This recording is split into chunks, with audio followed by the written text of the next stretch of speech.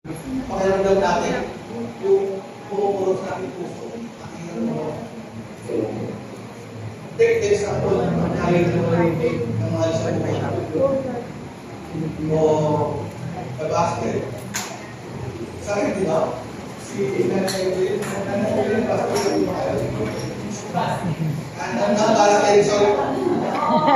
Sorry mo, sa nakakala ko yung mas ano po yung sakit eh. Sabi nga, mas masakit yung pakiramdam na pinapulong natin rather than sa physical. Kaya po yung depression, ang gusto nila yung mawala yung sakit nila sa pakiramdam. Kaya yung sinusuga ko yung sarili nila. Totoo po yun. To the point na minsan, gusto nila mawala na rin sa mga. Kasi napakanin yung sakit na nararamdaman mo dyan sa damdamin mo. Ito sa physical. Kaya huwag po tayo ng babas. Sabi ko sa related verses ko sa Isaiah 40:20-31. It gives strength to the weary and increases the power of the weak.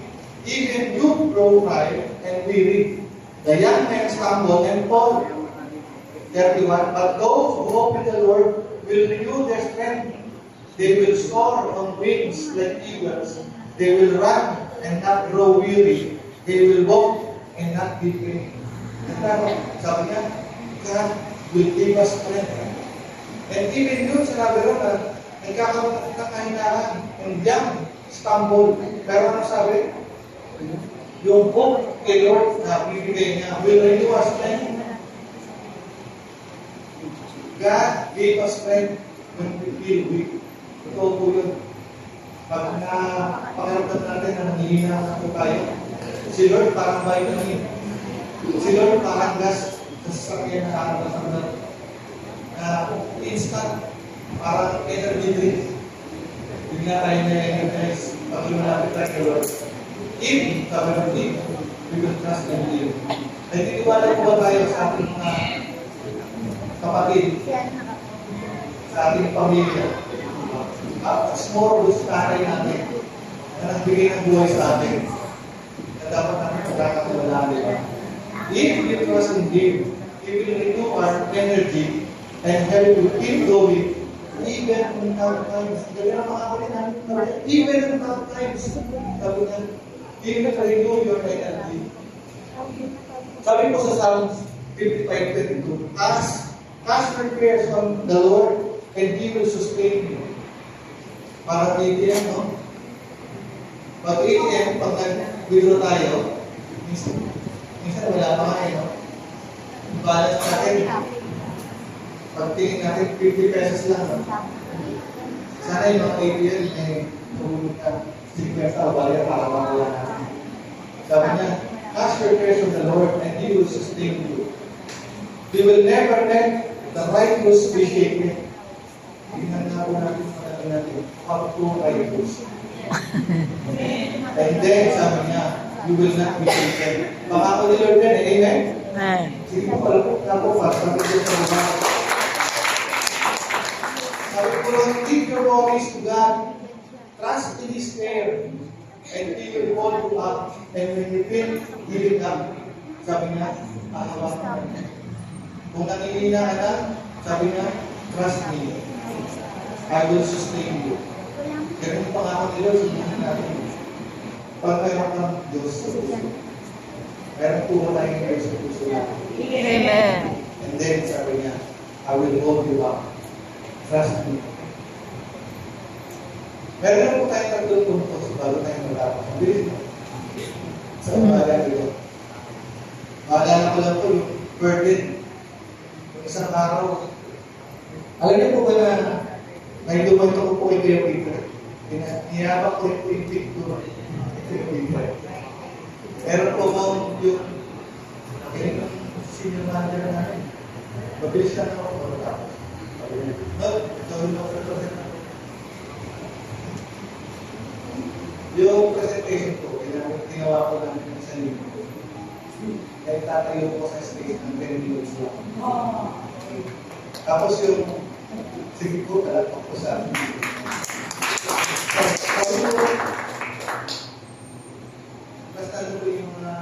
parang director, tingin ko mga senior director, isa mga director.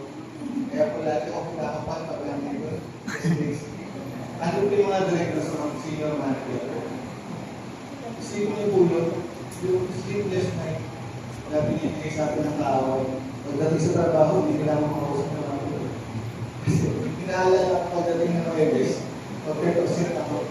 Tapos 10 minutes, 16 slides, 10 minutes.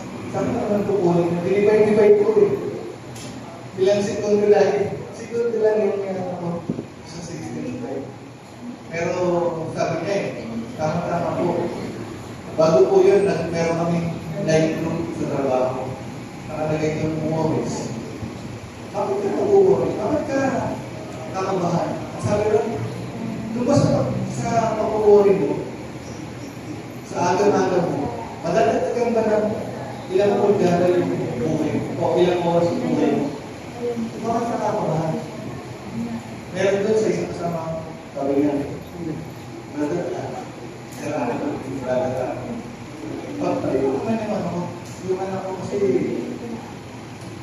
mag-ano siya naman sa nursing, nag-board ng nursing, nag-pray namin. Tapos nung after nung yung topic namin war worries, ganun namin pag-aaral niya sabi, ano kayo kinakabahan?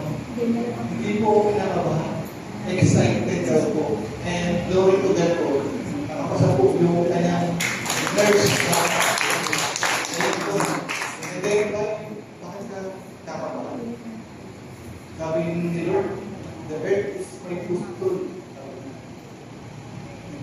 Hindi mo kalawag yung ating Diyos ang buhay. At sabi niya rin, kung meron kang kasing liit ng mustasa na pananampalataya, kaya mong igalaw yung bundok, kaliwa ka mo pa. Ganun na kaliit yung pananampalataya. E bakit kayo kinakawa? After po yun, nung presentation, kung ito ang direct yung mga senior manager po lang, sabi niya, tawa daw sa akin yung mga kaya ko natuwa dahil magandang pagkakadiliver, natawa lang po pala. Pero anyway, God delivered me dun sa sitwasyon na 4 days na walang tulog. 10 days mo lang gagawin yung 10 minutes mo lang gagawin yung presentation. Mabuti po ba si Lord? Amen. Mabait po talaga si Lord. Sabi po sa unang punto, the invitation, God is inviting us. Sabi niya, come to me. Come to me. Lumapit ka sa akin, sabi niya. Jesus' invitation is personal. Sabihin nga po natin personal. Personal. Si Lord, pag nilapit sa akin, tatawagin tayo. Hindi ko sa pili natin, baka meron din. Marami kasi sasabihin niya, pili. Meron akong nakalaan para sa Lord. Ano po yung Lord? Sige na. Dati at dati. Kasi yung Pilipino, ito na ako. Sabi, na, to a religion, but come to me.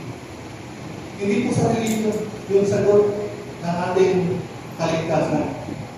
So, ano sabi po sa aklat ng Biblia, I am the way, the truth, and the life. No one comes to the Father except through me. Kaya sabi niya, sa akin ka lang lalapit, hindi sa kapitbahay mo, hindi sa girlfriend mo, hindi sa misis mo, hindi sa kung sino pa man, kundi sa akin, sabi niya. It requires responses. Pag tayo lumapit sa Kanya, requires responses. Jesus does not force us, but rather He invite us. Minsan pag pinipwersa, ayaw natin. Diba? Minsan natin yung hesitation, pag natin yung pagpupwersa. Pero God doesn't use force. He invite us. Kaya nga, lagi may salita ako sa Kanya, in. Lagi may si Lord. Coming to Jesus means trusting Him, surrendering burden, and drawing near to Him. Yung faith natin, ang sa maglalapit kay Lord. Yung puso na meron kang pananampalataya kay Lord, ay yung masasabi, Lord, I surrender my family. Kaya po wala na gawin yun. Na anumang bagay na meron kang problema sa araw na ito, pag sinabi ni Lord, mawawala yan, mawawala yan. If, again, if you will trust in Him.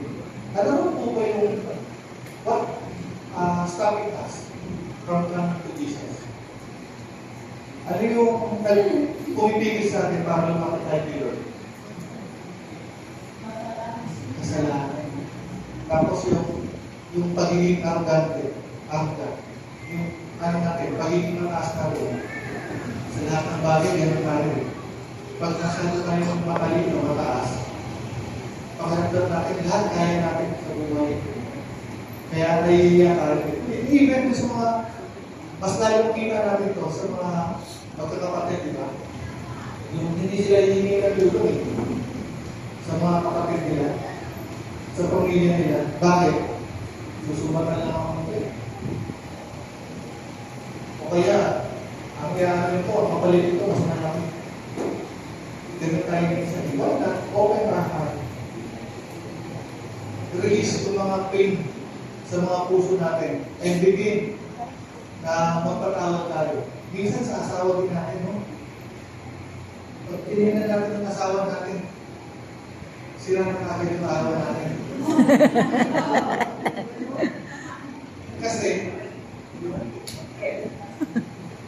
Kasi, limbawa, kahit maganda yung sasabihin niya, bakit na sa atin? Kasi ngayon yung kagad nakikita mo. Baka ngayon, hindi lang nagkataon itong araw na yun. Baka it is time to renew our power. To release yung pain na nasa puso na magpatawad na tayo. Paano ka tayo lalapit kay Lord kung meron kang kabigatan din sa puso mo? Ang kabigatan minsan converted to sin, di ba? So ngayon, handa po ba tayo magpatawad? Handa po ba natin i-release kay Lord yung mga kabigatan na nasa puso po natin?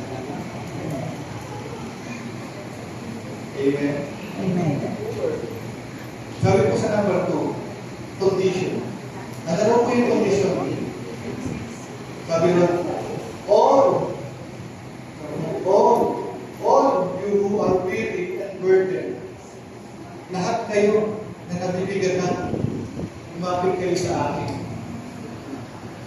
Gano'ng kabuday yung dalang-dalahin natin? Kaya ba natin isurrender yan kay Lord?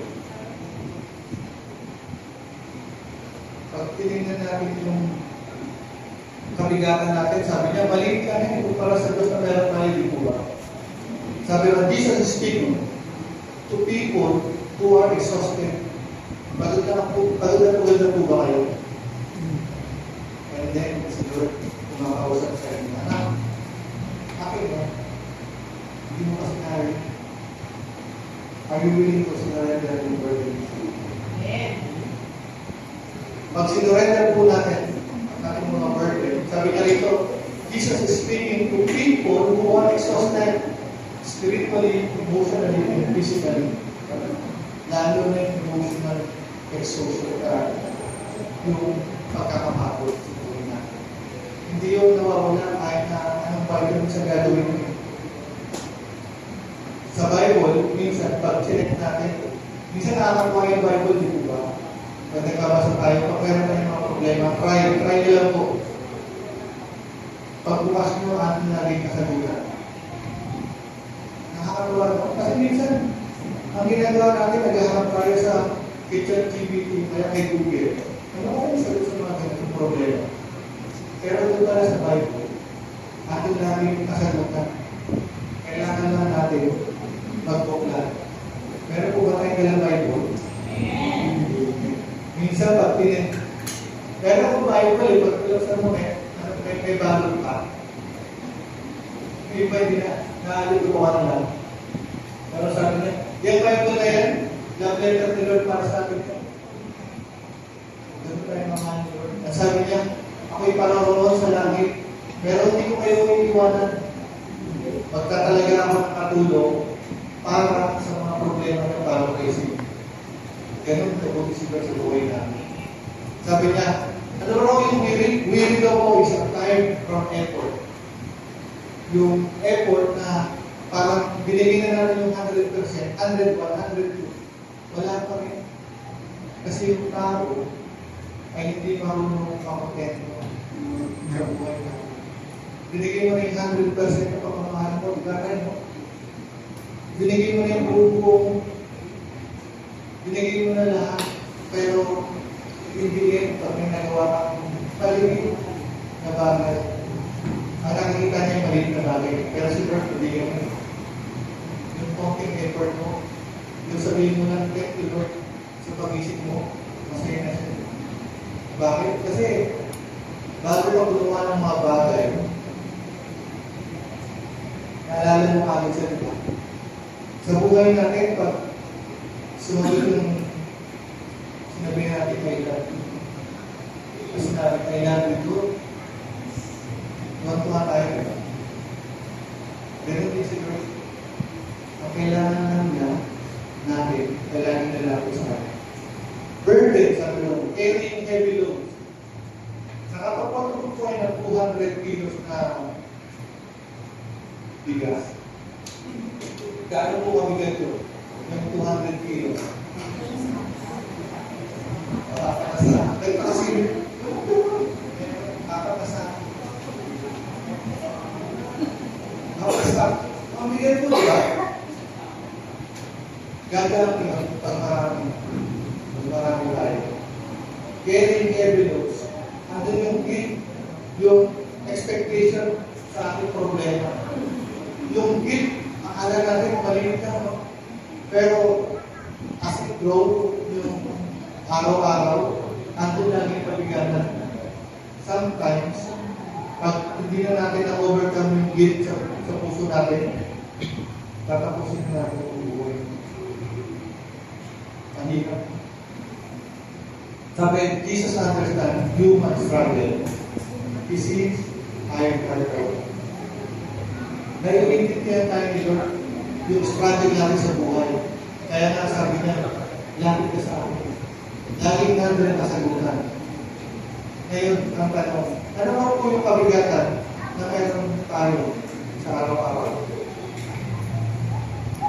Ano yung burden na hindi namin kaya ibigay kay Lord? Sa ano po ba yan? Burden sa financial.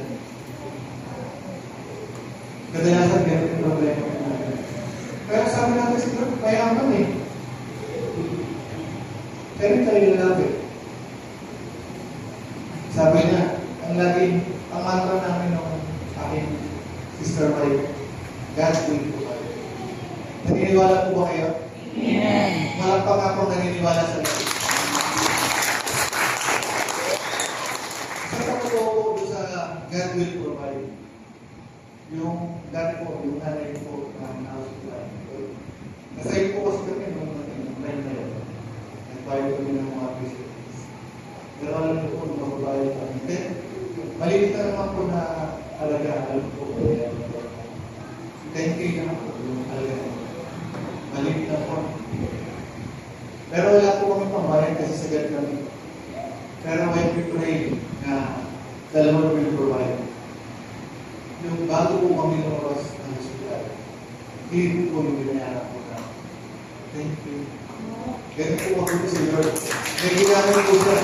At hindi po po tayo na kadalasan pag nag-pray tayo, sana may magpautang sa akin. Yes, blessing. Hindi pa rin.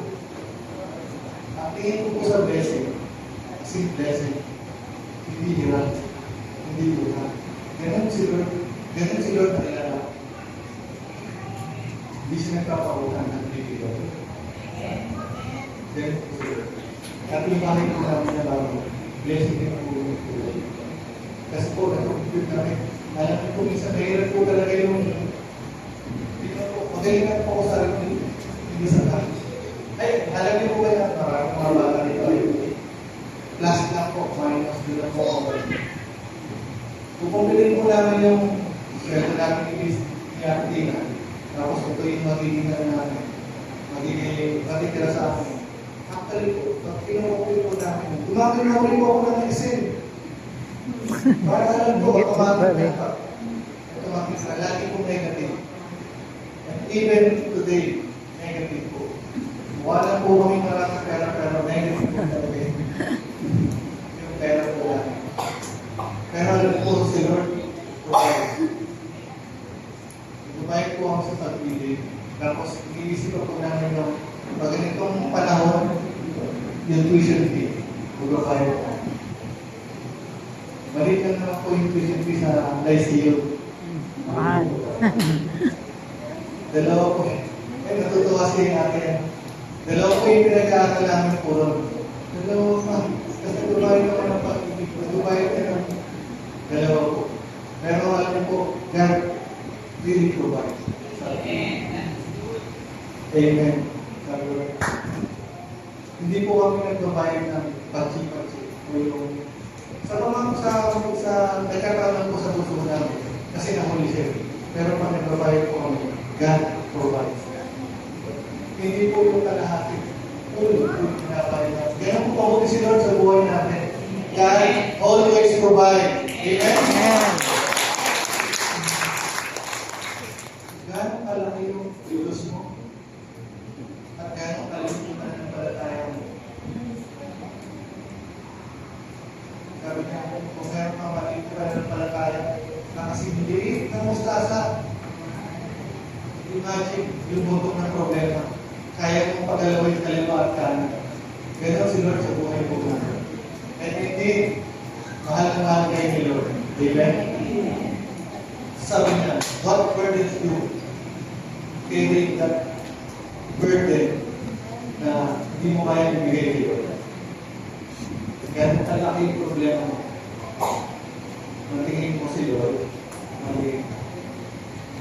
meron kang Diyos na buhay mo naman.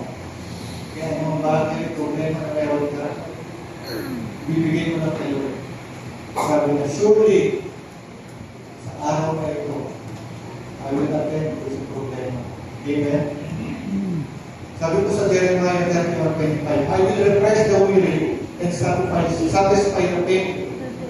God promises to bring renewal to those who are emotionally, spiritually, or physically drained. Drained, no? Yung namin katabi natin. Kapag tuyo. Hindi naman po ng fresh na fresh, no? Maganda, bago. Parang laging bagong dilig. Wala po talagang sinabi ng dilig. Dahil ba pag nagdidiligan yung puno, nagpupo yung halaman pala, halaman. Yung halaman, so gano'n po tayo, mukha lang natin tayo friends sa buhay. I will refresh the weary and satisfy the pain. Sabi po, He will restore your strength. Ganyan ang mga kong Lord, He will restore us dun sa ating pagkakapawa. Pangatlo po, at huli tayo. Pangatlo po, yung the promise, pangako. Dito po ba sa atin, madalas tayo mga ako dito ba?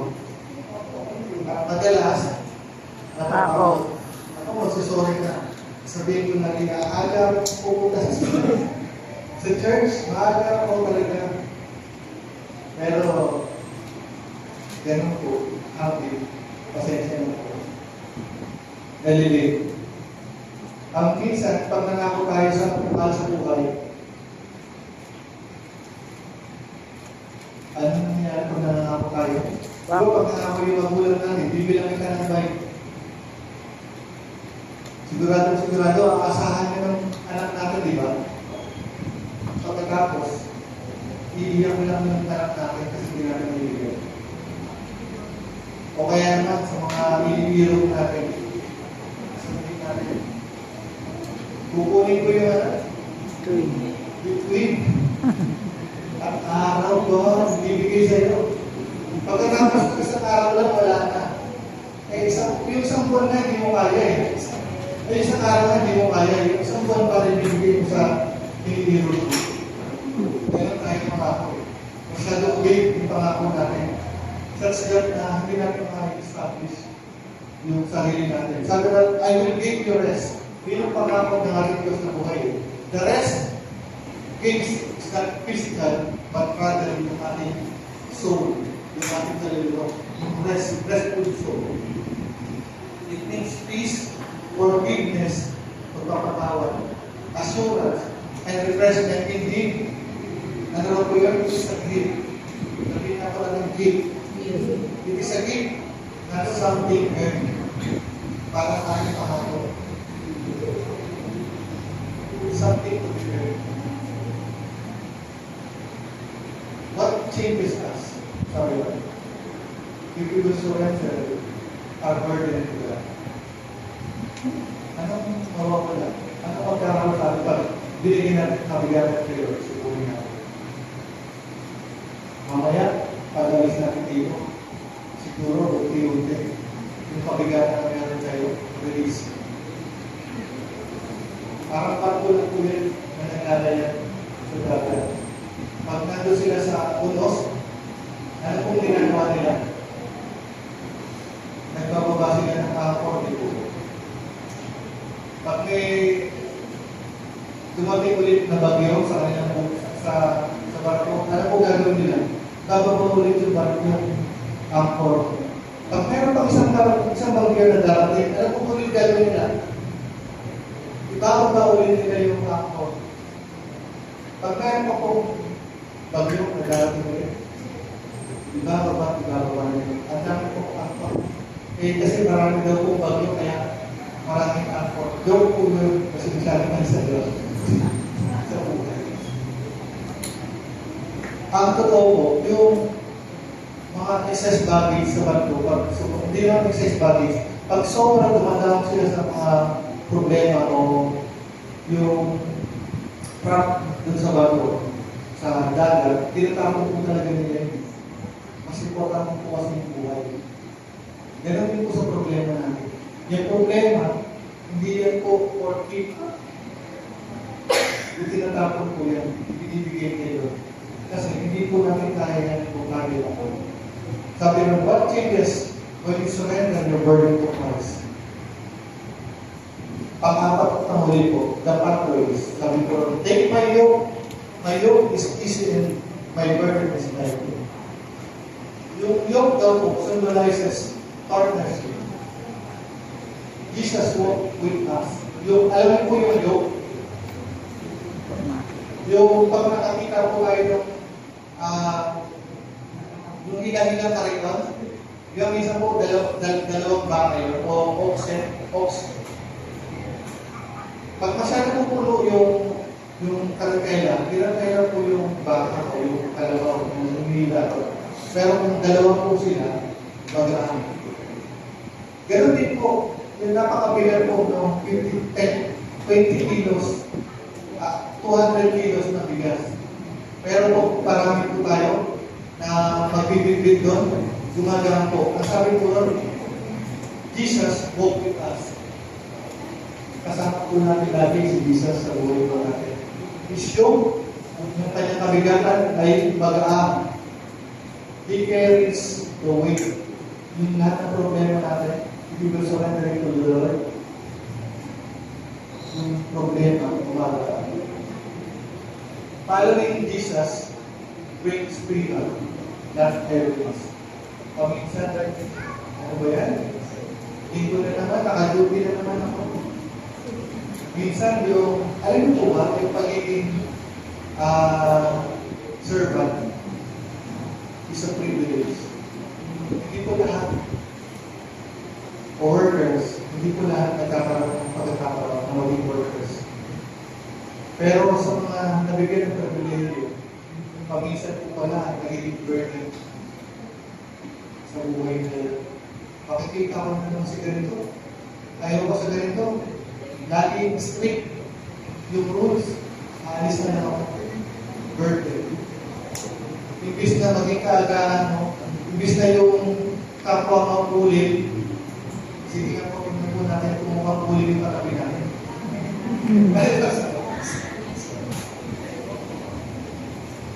Dapat po yung uling na katabi po natin, nagbibigay ng meaning sa atin.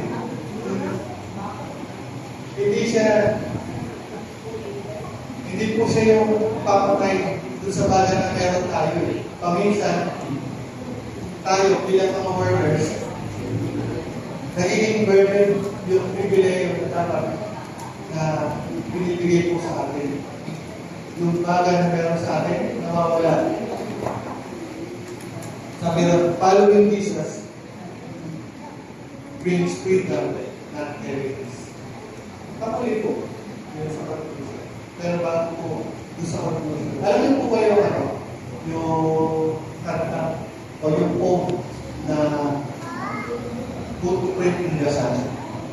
Yes. Sabi po sa Footprint in the Sun, nung bata ako sila, nakikita niya yung dalawang pares na paa sa shore, seashore, sa buhangin. Habang naglalakad siya, masaya.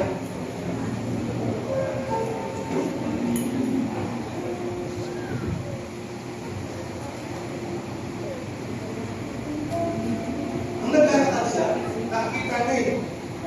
Tutuwa siya kasi dalawang pares na nakikita niya habang siya naglalakad.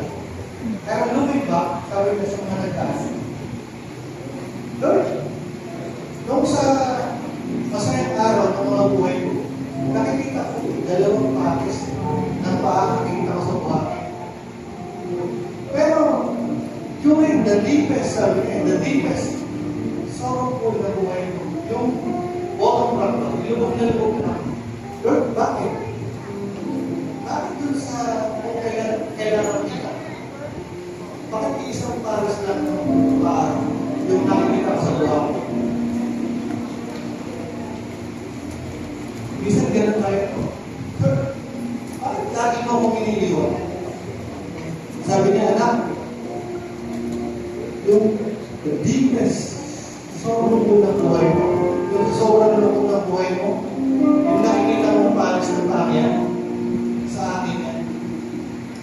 Dahil sa mga oras na yan, alam na isip, hindi mo na kaya maglakad. I will carry you, sabi niya. I am carrying you.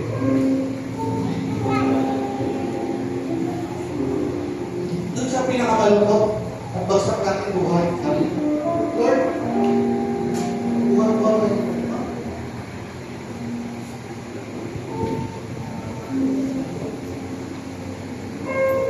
Ganyan kabuti sila sa Panginoon.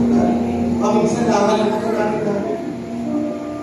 Thank you, wala. Minsan, hirap tayo ng thank you sa mga blessing. Yung ganda natin ito, blessing ka.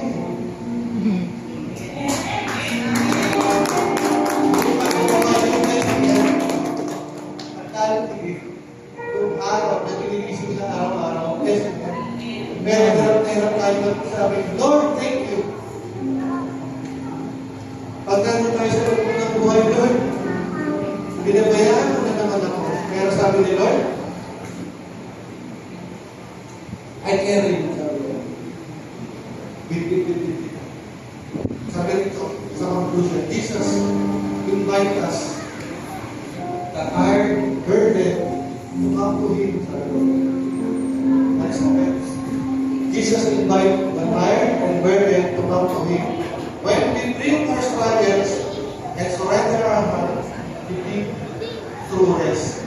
Yung tunay na kapahingahan, kailan na natin makikita.